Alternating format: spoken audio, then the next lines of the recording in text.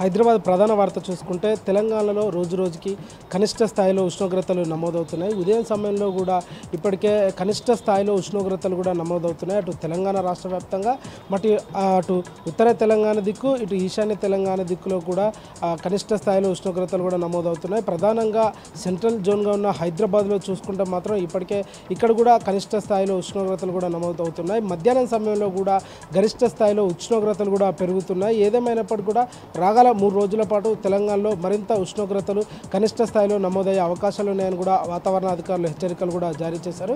మరొక విధంగా చూసుకుంటే ఏదైతే సైక్లోన్ ఎఫెక్ట్ కూడా అటు తెలంగాణకి ఇటు ఆంధ్రప్రదేశ్కి తేలికపాటి వర్షాలు కూడా ఉంటాయని కూడా ఇప్పటికే అధికారులు తెలియజేశారు. దక్షిణ తెలంగాణ వైపు కూడా సైక్లోన్ ఎఫెక్ట్ వల్ల తేలికపాటి వర్షాలు ఉండే అవకాశాలు కూడా ఉన్నాయంటూ వాతావరణ అధికారులు హెచ్చరికలు జారీ చేశారు.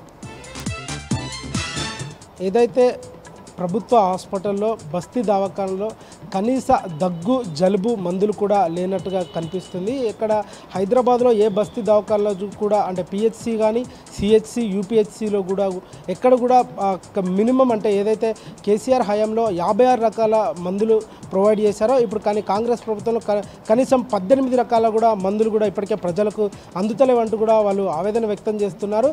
ఒక దిక్కు పనిచేయని పరికరాలు, అటు చాలని జీతాలు, మరొక దిక్కు అటు పెండింగ్ జీతాలు, మరొక వైపు కూడా ఏదైతే డాక్టర్ల కొరత ఉందంటూ కూడా ఇప్పటికే ప్రజలు కానీ అటు రోగులు కానీ ఇప్పటికే ఆందోళన చేపడుతున్నారు.